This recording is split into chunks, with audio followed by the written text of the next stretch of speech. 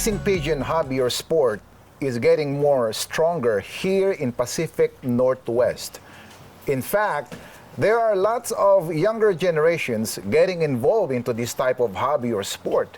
And today, I am here in City of Pacific, Washington State, to interview another local racing pigeon fancier, our friend, Jeth Leyva. Yes. Right? Thank you so much for having me here. Oh, thanks for having me. Thank you so much. So we are going to talk about how he got involved into this type of hobby and some techniques and his involvement, or some techniques how to take care of the pigeons, and his involvement to the local club here in his location. By the way, Jeth, what is the name of the club that you are member of? I'm a member for a few years now of GSC, Greater Seattle.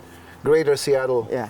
Club. And you've been doing this type of hobby or sport ever since you were in the Philippines? In the Philippines, yes. Me and my brother were racing, not really race, but more like just loft flying and stuff. In Pulo in Valenzuela, Philippines. In Valenzuela, in Metro, yes. We call him Manila boy. So, even though it's not part of the Manila, it's outside the Manila, but because it's a city. So when I was in the Philippines also, you know, I started Pigeon when I was like 10, 11, 12. Okay. How old were you when you in the Philippines started the Pigeon? Well,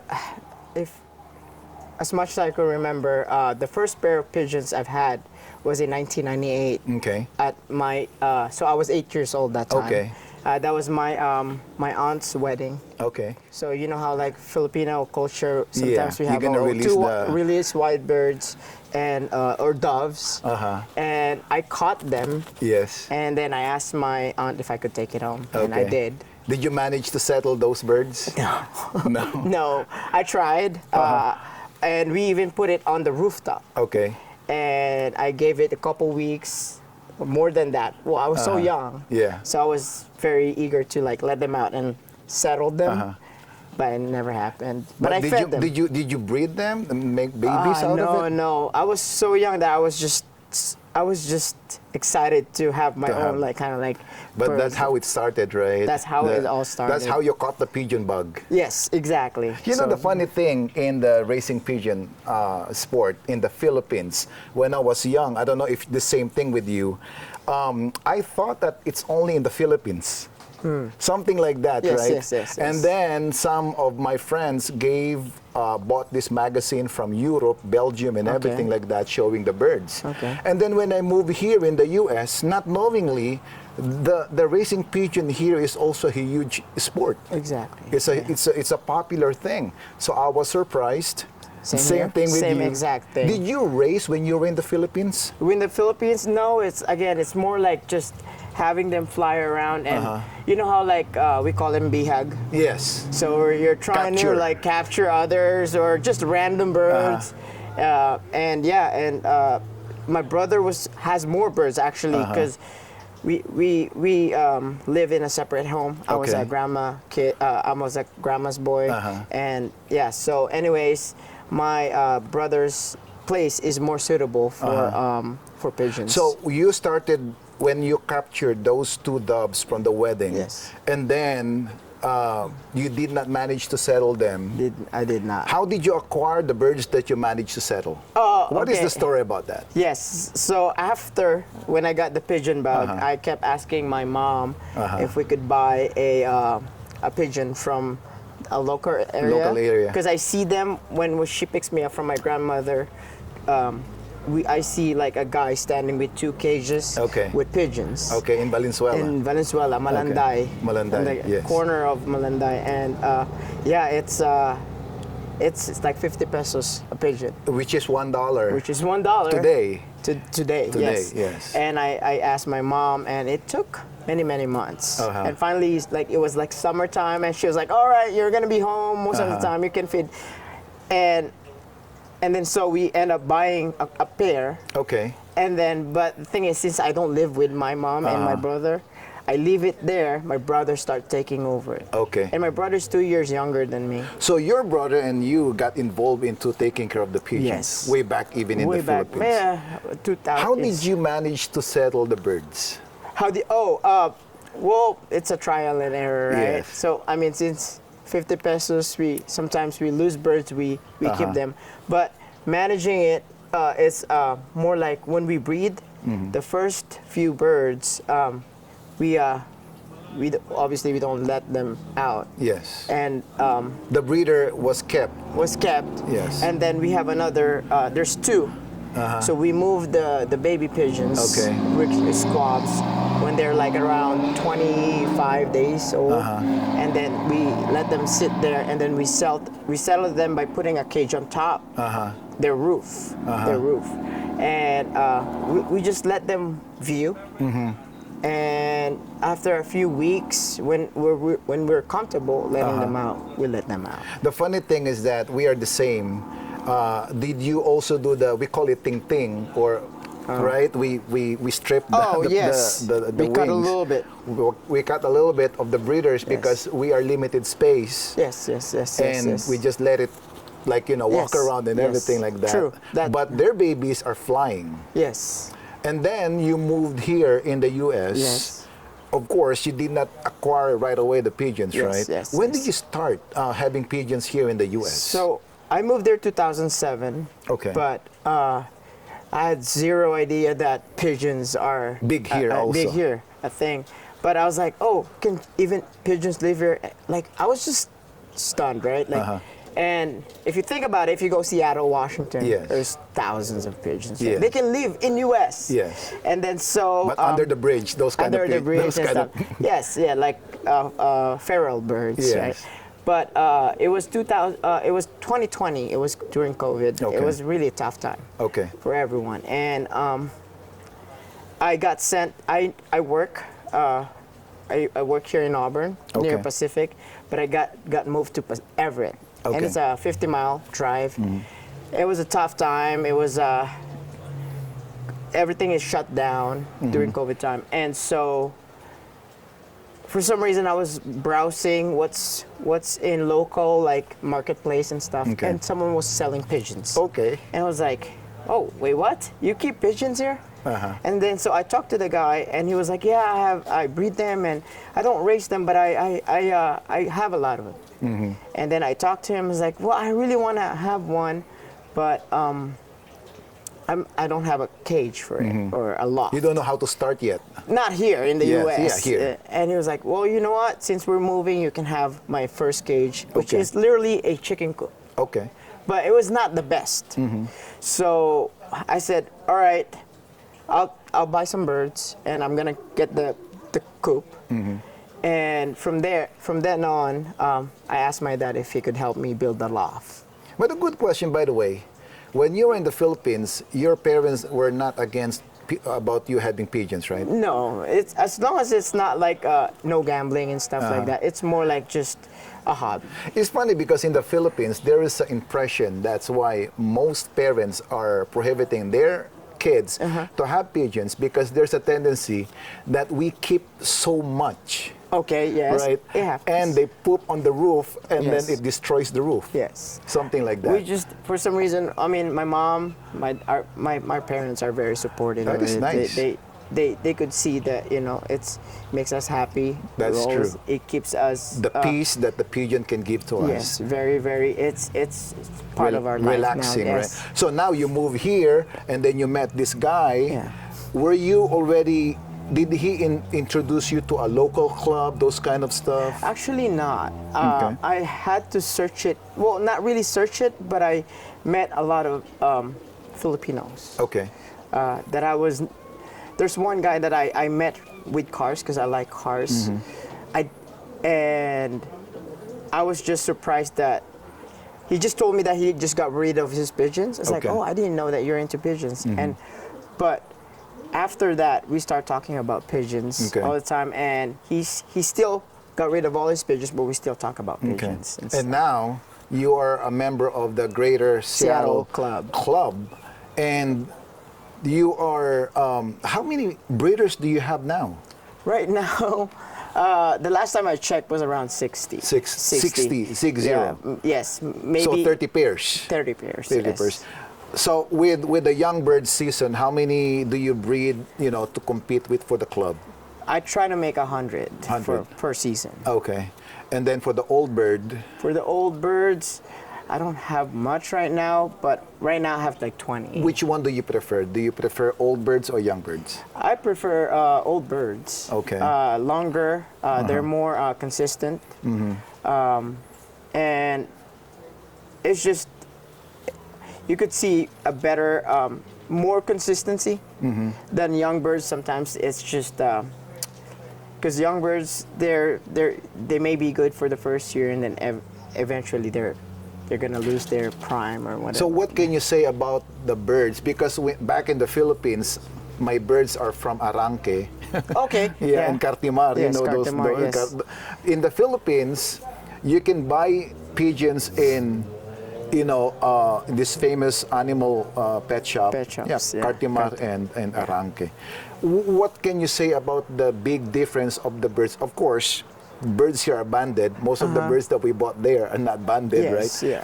What are the big difference that you can tell from the birds that you acquired before and the birds that you have now? There's a little bit more traceability with the birds. Some of them, most of my birds have pedigree or just at least history, family history, bloodlines and stuff like that. So that's way different, like versus me buying a dollar pigeon with we have zero, in the Philippines, knowledge about what they. But now it's getting better, especially they have the bio research in the Philippines. Okay.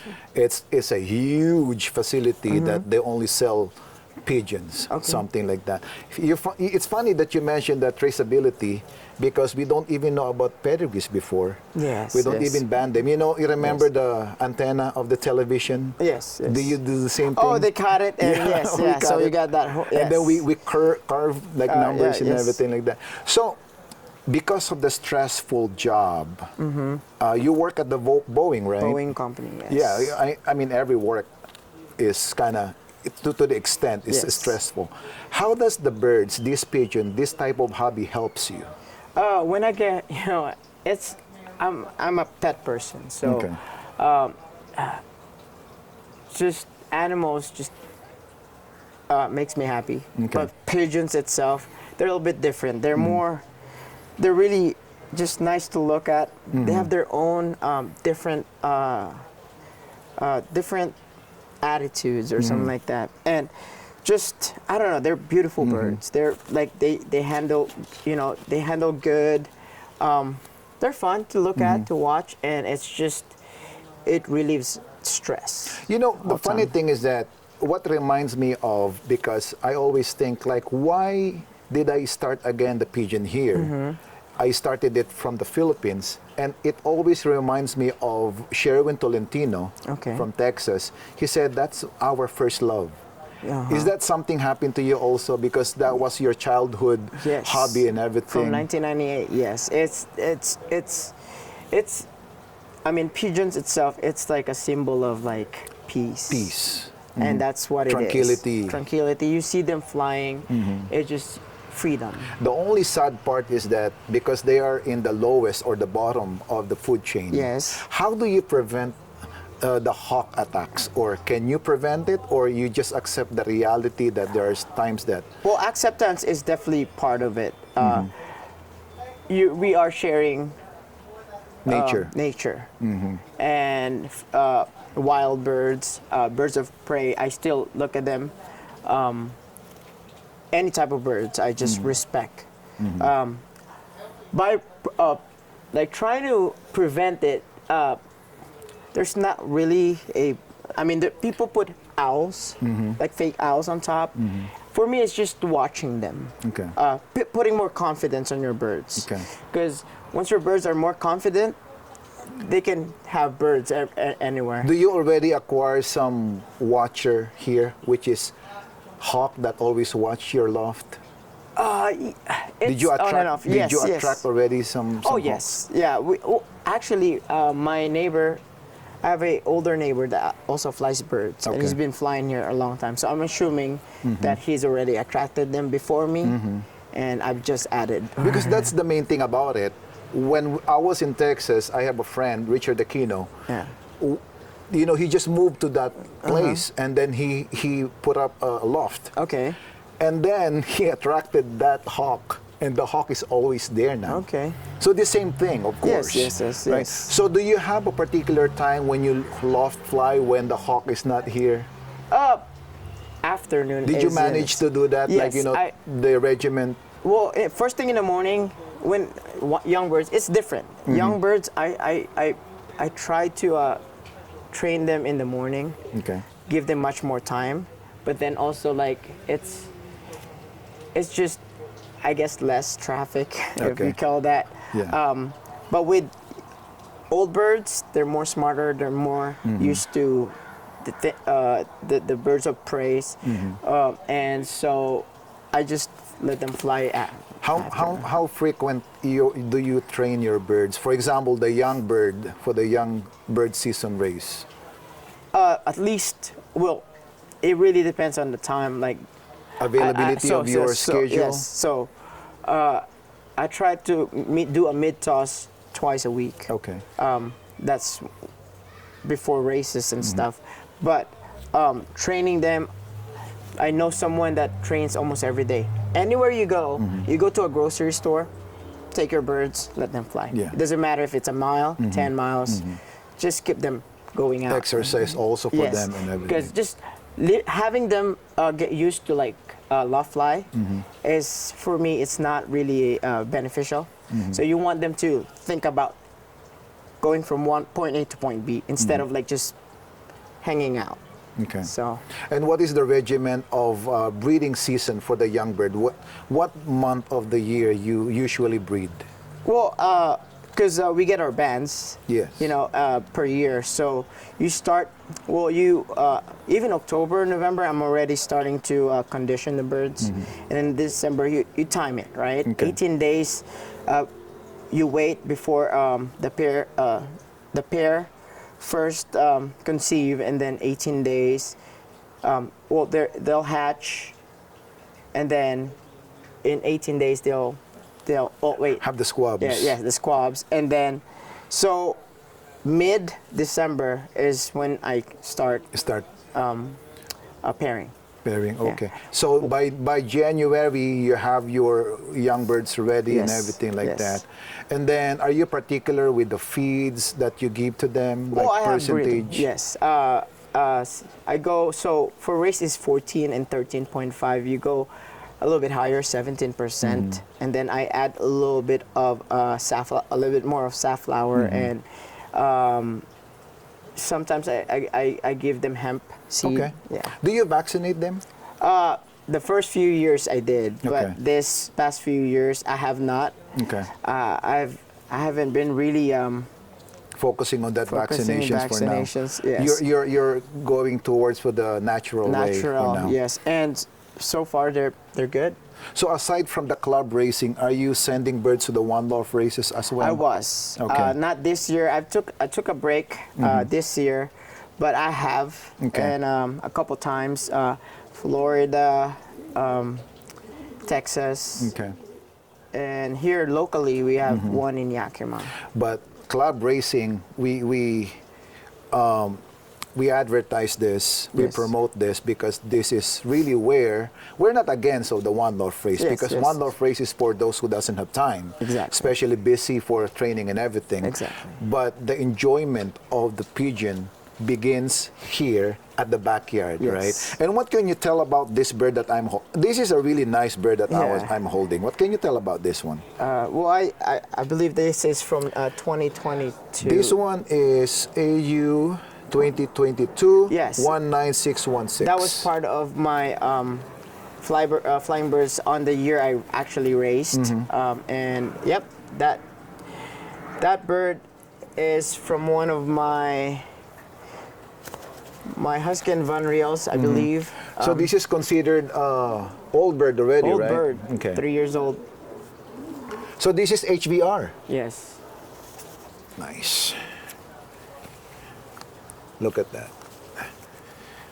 Yes, I've acquired birds from Filipino fanciers too. Okay. I'm gonna make a shout out to my fancier, William. Okay. Bill. we call him Kuya Bill. Here in Pacific Northwest? No, he's Okay. actually in up north Okay. in Seattle. He has really, he was a great flyer. So you see, he was part of GSC would you as consider well. him as one of your mentors as well? He is my only mentor. Okay. What's his name again? William. William. Bill. Kuya Bill. Kuya Bill. Yeah. Shout out to you, Kuya Bill. Kuya So Bill. from maybe we can also invite him to be Yeah. interviewed. Can I hold that one? Yeah, sure. So this one is 2022 as well? Yes, 2022, or I believe so. Yes. Yes, red band.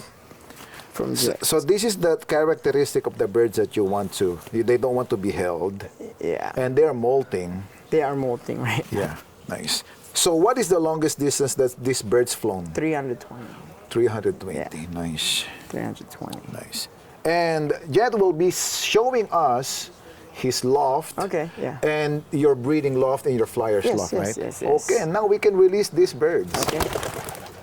Okay, Jeth, where are you gonna bring us now? We're going to my loft. Actually, my loft's name is Flip Nation Loft. Flip Nation. So like- let me show this first. Okay, go ahead. What this is your viewing, right? Yeah, this is my aviary. So this is where you settle them. Where the I young settle birds. them. Before I have a really, like a net that goes so they can go down and get used to landing. Okay. And So you don't use that anymore. right now I have a different. I'm trying styles right now. Yeah. If you see, I have a cage over there, like Okay. a Filipino style. Yeah. Putting a cage. Uh-huh. So I view. Sometimes I move. I put a table here, and I'll have them sit here for a few minutes, and then it gets longer and longer, like Nice. hours, until as long as the sun's not really baking them. Yeah. So they can watch, so they know what. Is this facing south, north, west? Unfortunately, yeah, this is facing north. Unfortunately, because of limitations. You mentioned restrictions. unfortunately because you know that it's supposed. I mean, not supposed, but It's ideally ideal south. to south or Yes. east, where Yes. the sun gets them. It's better for them too, Mm-hmm. and it's just it's better when they get some sun. Correct. So. So did you build this love by yourself, or No, I got this from a previous, a former flyer. His name is Ski Grabansky. He's part of GSC as well. So I actually got this in 2021. This was also, he got this from another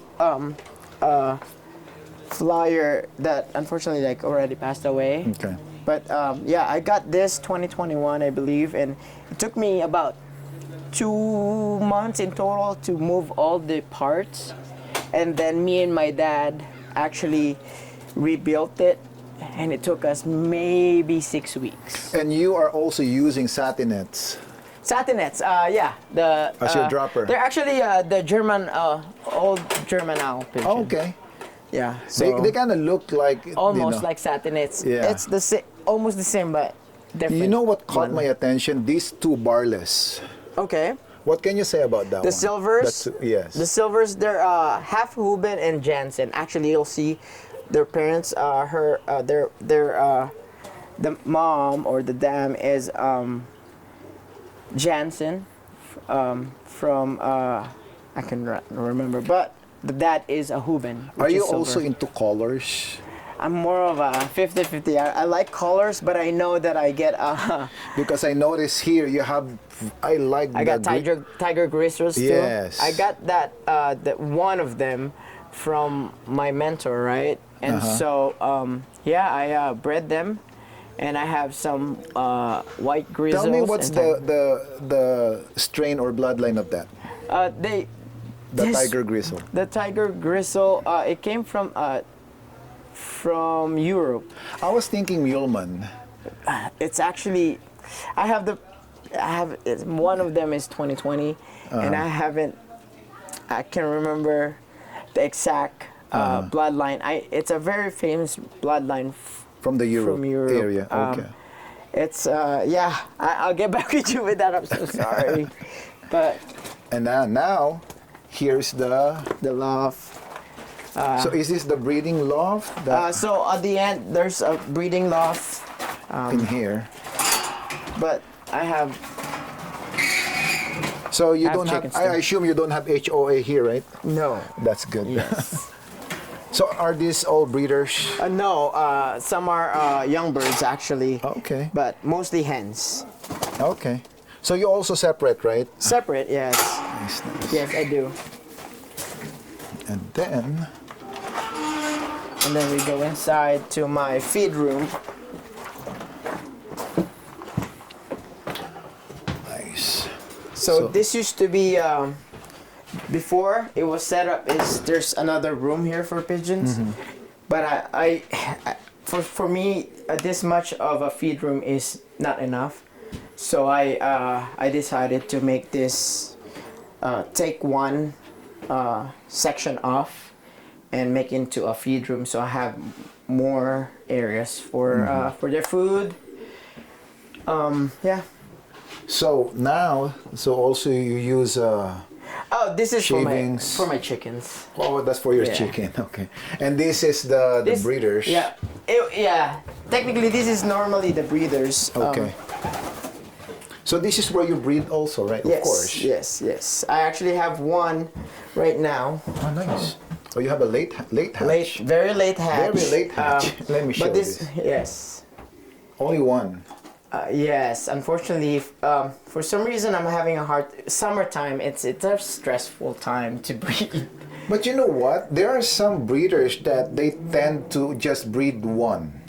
Okay, I understand that part. So yeah. because they want the bird to be more, what do you call that? The parents to be more concentrated. Focused, concentrated to one. Yes. I've never really. I mean, if ends up being one, okay, but I'm not intentionally. But now that you have this single one, what can you tell about that kind of technique? Did you notice some changes or improvement? More food. More food. More feeding. Yes. Did this squab grow faster? In my opinion, it's right now with the heat and stuff. It's the same. Okay. It's the same. It's the same. Yeah. Okay, and this is the hen, right? Hen section. That's the hen section right now, but it becomes as a breeder. And then this one, these are also my stock room right now. Are these for the cockbirds? Yes, or? and that's the Hubin that I was talking about, the silver, the parents of those barlets. Oh my God! You know what reminds me, Mr. Vern Clausen. Okay, yeah. Do you think you can grab it? Oh yeah. I mean, it has fake heads right now, but. Yeah, because Mr. Vern Clausen of San Antonio, Texas, he breeds this kind of color of Hubin. I think it's called ash. Ash. You know, but the parents is like, I think red check and black, something like that. Okay, that makes this. Let me hold it, please. And you're gonna be my cameraman. Okay. Here you go. Oh my God, Mr. Vern Clausen, you remind me of this. Hubin. I can tell that this is a really Hubin because of the body. They have a smaller body. Okay. That's the Hubin. Nice. This is a cockbird or hen? That's a cockbird. Unfortunately, it had multiple clutches, so it's ready. Yeah, it's ready to. It should be rested now. Yeah, but still, alert. Doesn't want to be held. I love the color, to be honest with you. I love the color of this. Maybe one of my favorite birds. Yeah. But I can't have favorites. You know? I have a favorite now in your loft. That one. Yep. See and that came from my mentor, Kuya Bill. Okay, nice. And maybe you can ask him where did he acquire that? Maybe from Mr. Vern Clausen. Okay, yeah, he probably would. And then this section. These are my flyer sections right now. It's mix of young birds and old birds. This year, I'm slowly testing different ways of training these birds. What I did before is the young birds, I settled them. Took them weeks, but then I after I settled them, I waited another week and got them all kind of locked in here, and then a week or two later I let the young birds again out. Then after that, once they start landing, I let the old birds out. You know what caught my attention? This bull in here, the black one there. What can you tell about that one? That one is from my that's from my. It's a mix. So you breed that already? Yeah, I bred. It's a This is all bred by Do you me. think you can grab that one for us? The one please? on the very top? Yes, the black Yes. one. May I? Yes. Do you remember the bloodline of this? I have to double check. Sorry, we did that.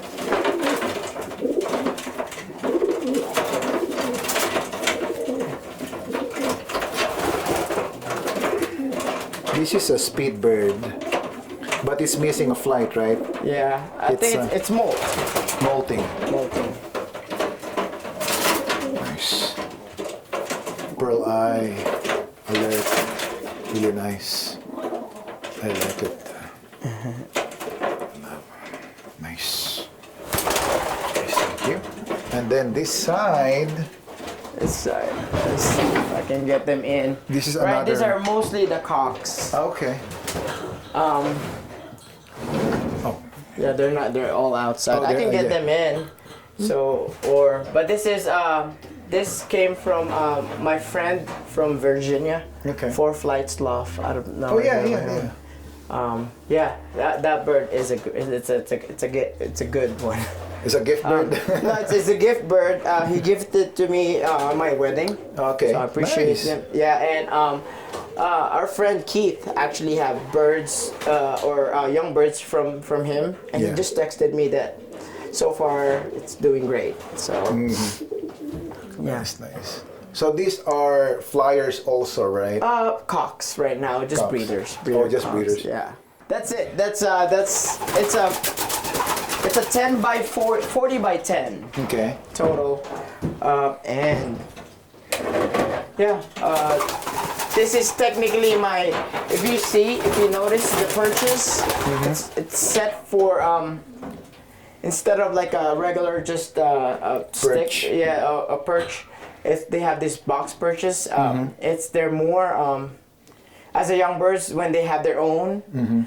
They're more they feel comfortable, and it kind of helps them on the race. They have a better instead of like being on a perch. But I found that one, it's easier to clean in my opinion, but the other one is it's good for the young. Yeah, you can just scoop it from there. Yes. Yeah, from the bottom. Yeah. And then I noticed this one. What is the story of this? That's the waterer.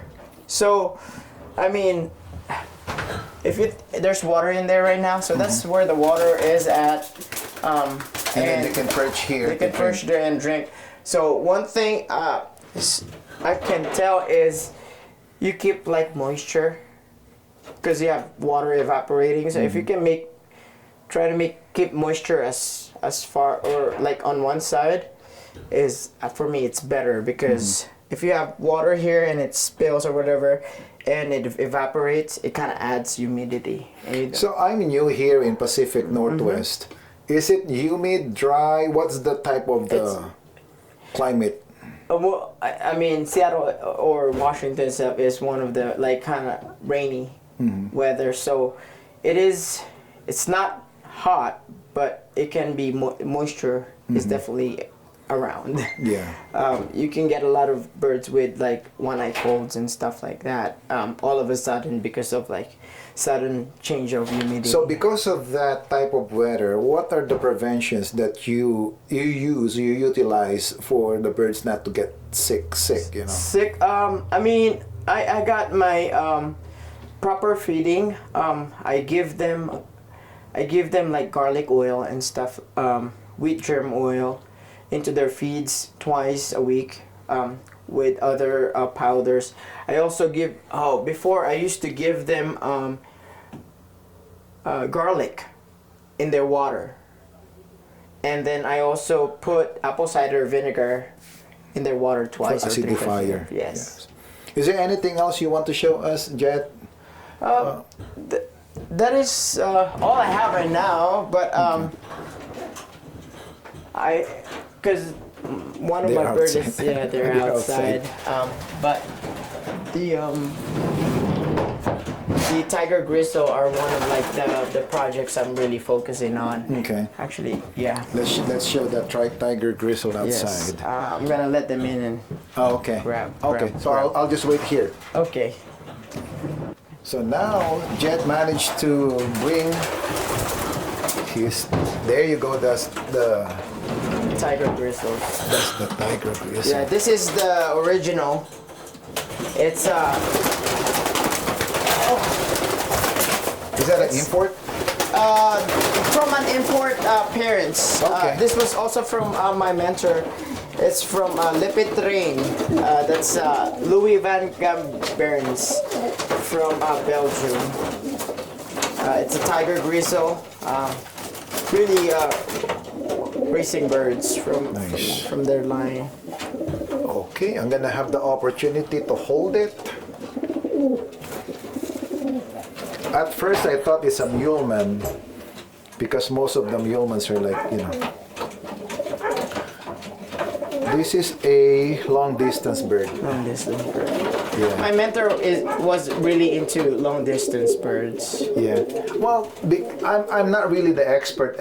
It's just that I held lots of birds already, hundreds of birds, and so what I see is that, you know, if it is kind of thick like that, and they're all like even, it's more on. It's kind of really hard to tell because the flight is still.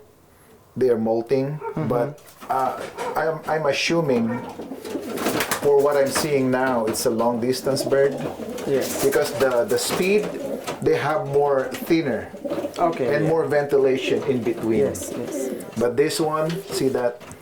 Even though I already spread it really wide, Yes. see that? Thicker and then less ventilation. With the speed one, they're thinner and then more ventilation. Yes. So this is sorry. long distance. Yes. I had one of I don't have her now, but one of her his daughter actually flew in it. It was a tough race, but it flew in and it was already dawn. Really? It was already dark. So how many miles? It was not very long, but again, it was a tough race. If I remember, it was in the middle of Oregon. So to this is a Washington. yellow eye. That's the yellow eye. Yeah. Okay. Do you also pair like? Let me show this. Oh. Do you also pair like Same. yellow to pearl eye? Do you I don't believe that? focus on that, but I do. I have really like pearl eyes. Okay. I don't like. I don't specifically like pair from. For me, it's just more handmade. Yeah. And like Performance. the kind of them, and yeah. And this bird caught my attention. This is one of my favorite color though. Okay. White flight. That's AFL actually from Adult Family Lofts. Can you grab it for us? Yeah, that's one of Ornat's. Okay. From Ornat line. Okay. You know, because you know why I'm so attracted with the white flight? It's because that's my winning bird before in the Philippines. Oh, yeah. I have a thing with white flights too. I like them. But you can. May I hold it? You're gonna be my cameraman again. Nice. Oh, I like the body of this. I call this hamburger. Hamburger. You know like why? flat It's so flat in and here. wide, yeah. Wide, flat. It's an apple body because look at this. It's like really apple body like this, but it's so flat, and you can tell the champion bird's shape Yep. From Ornat. from Adult Family Lofts. family Loft. This is a pearl eye, but not. Yeah, it's a pearl eye. It's just that the white is not, you know, dominant, right? See, that's how you want the bird. Doesn't want to be held fighting. Yes. This is also a long distance bird. You like a long distance bird, huh? Yeah. I think I got it from my mentor. But the thing is, I think I need to venture out because I think what happened is My mentor was the farthest from the club. Farthest north. That's why he's getting some long distance Yes, birds. because he's like 10, 15 miles. I mean, not very much, but it adds up. Did you breed this already? I did actually. I have like great. I have good birds. What is the age of this? This is AFL 2020. 5 years old. That's nice. I love the body of this. So you have the babies of this flown already in the club? Not flown around here, but I still have it, stocked them. Nice. He's getting old, but yeah, honestly, probably one of the birds that has, I mean, they're all has value in me. Of course. But like value-wise, that bird is one of them. Are they sibling, these two tiger gristle? This and those are Oh, these are nestmates? yes, probably not nestmates, but In the same Because year. this one and that one are both the same. Yeah. And I have a What female can you that- tell about this white one? the white tiger No, gristle? the pure white. Okay, yeah. So actually, going back to wedding, Yes. actually I start breeding white birds, and at one point I opened a business which didn't really work out, but it was I called it white dove pigeons or Maybe white, maybe not this time, but maybe soon. Yes, but so this one is the cock which I had. When I got married in 2022, Okay. and me and my wife, I bred this, and I Are you flying that bird? I released that bird Oh wow. in my wedding. Can you? I can give you. Oh yeah. Yes. So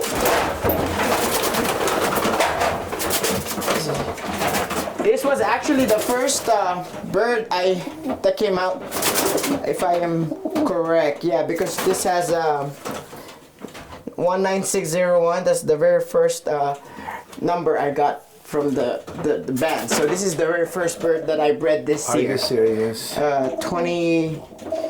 2022, the So year this is I so was special for you. very special. This Yes. bird is very special. Yes. Pure white. Most of my white birds are from a local breeders, but this one I bred myself, and it has actually, if I'm correct, I have to check my records, but I believe it has the birds from Disney. Yes. One of our local breeders that actually has a event or white dove release bought some of those, and then I bought some of the birds from him, and then yeah. You know who has the pure bloodline of whites from Disney? Mr. Bill Miller of Bull Verde, Texas. I'm gonna show you the video of I interviewed him. And So if I'm correct, they might have some in there, but these are great birds. I mean, I flew them just like a regular flyer. So here's the story, okay? Because people the one watching might think like, hey, what's the story about the pigeon Disney? So Walt Disney acquired some birds in Europe, which are real racing pigeons. They are not under the bridge pigeons or whatnot. He acquired pigeons from the Europe, brought it to the Disney, and the funny thing is that what do you call this? The hearsay is that rumor has it that the caretaker start selling the bird. Oh. Of the babies, but still has the, that's why there's a Disney bird, and this That came out, yeah, That came out. that came out, This yeah. is really nice. Yes. So that's the male. And then the one that my wife had was the female, and she's still here too. Nice. So, yeah. Well, Jeth, thank you so very much for allowing us to visit your loft and to have an interview and to share your passion about the pigeon. And what can you tell about those, you know, having a doubt, thinking, but they already, especially to our kababayans, you know, Filipinos, who started the pigeons in the Philippines and then been wanting and thinking to have pigeons here, but they're having a doubt. What can you tell about them? I mean, to them. Yes, I think, well, one, I mean, it's a little bit strict here in the U.S., so I would first look at, you know, if it's actually possible locally. HOA and stuff like that. But also, maybe if you have family lives with you, maybe talk to them as well, because you're not going to be the only one that's going to be, with, you know, dealing with the pigeons. But if you really have the ability, I would say go for it.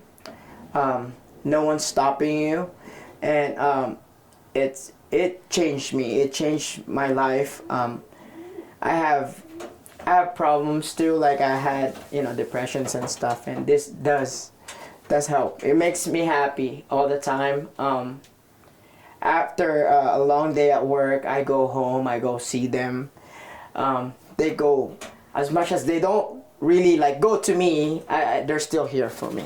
And we have a project for military veterans, RPMV project, Raising Pigeons for Military Veterans and First Responders, that we promote the raising pigeons, or generally pigeon hobby, as their emotional support leisure.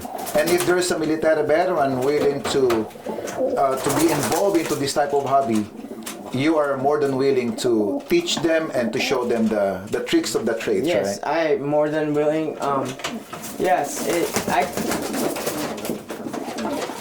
I thank every veterans for their service, and this is my help would be it's nothing to pay you back, or at least to give a thank you to you guys. So I'm more than willing to help.